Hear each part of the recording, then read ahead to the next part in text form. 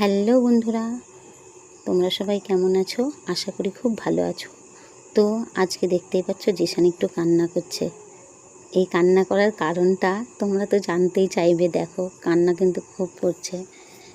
আমি শব্দটা মিউট করে দিয়েছি, বাইরের অনেক শব্দ ছিল আশেপাশে, তাই তো দেখে নিশ্চয়ই বুঝতে পারছিলে যে কান্না করছিল। ও কিন্তু চা খেতে খুব ভালোবাসে।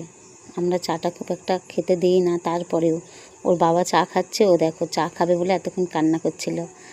আর ওর বাবা হোক বা আমি কিংবা ওর দিদি, যেটাই আমরা খাবো ওর মুখে আমরা সেটাই একটু করে দিই। ছোটো থেকেই ওটা অভ্যাস করিয়েছি।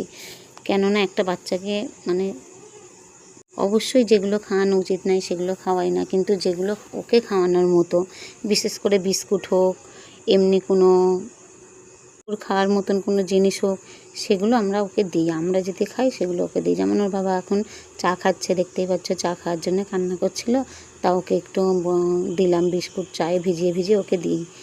তো ওর বাবা আসলে তো বাবার কাছেই বেশি থাকতে ভালোবাসে, বাবার সঙ্গে গল্প করবে। গল্প করবে বলতে সবাই ভাববে বোধহয় যে ও কথা বলে গল্প করে, কিন্তু না, ওর যে অনুভূতি, ওর অনুভূতিগুলো দিয়ে আমরা বুঝতে পারি যে ওটা কি চাইছে, কি বলতে চাইছে, কি করছে। আমাদের সঙ্গে যে খেলা করে, যখন খুনসুটি করে, সত্যি বলছে, আমাদের একটু মনে হয় না যে আমাদের ছেলে অসুস্থ, কিন্তু বাস্তবটা তো মেনে নিতেই হবে, তাই না বন্ধুরা? তো তোমরা তো জানোই জিশান এখনো স্পষ্ট কথা বলতে পারে না, একদম চলাফেরা করতে পারে না, ও বিছনায় থাকে। তো অনেকে হয়তো বলবে যে বিছনায় চা খাওয়া হচ্ছে। হ্যাঁ বন্ধুরা, আমার জিশান সবসময় বিছনায় থাকে বলে ওকে বিছনায় আমরা খাওয়াই। নিচেই কিছু কিছু সময় খাওয়াই, কিন্তু বিছনাতেই আমরা খাওয়াই ওকে। তো দেখো, ওর বাবা কিন্তু একটু চামচে করে একটু চা মুখে দিচ্ছে, কারণ ও গ্লাসে হোক, কোনো কাপে হোক, কোনো জিনিস পান করতে পারে না, পানীয় জাতীয় জিনিসও পান করতে পারে না। তো ও যদি বলো পানীয় জাতীয় জিনিস পান করতে পারে না, ও কিন্তু সেটা বোতলে খায়। যে জলের বোতল থাকে বাচ্চাদের, যে ছোটোবেলায় যে দুধের বোতলগুলো থাকে, সেই বোতলে কিন্তু ও জল খায়, এখনও অবধি জল খায় এই বোতলেই।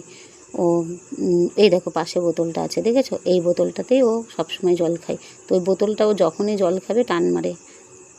খুনসুটি করার পর একটু চা খেলো, চা খেয়ে এখন বাবার সঙ্গে বসে বসে টিভি দেখছে। তো এইভাবেই ওকে নিয়ে আমরা সময় কাটাই।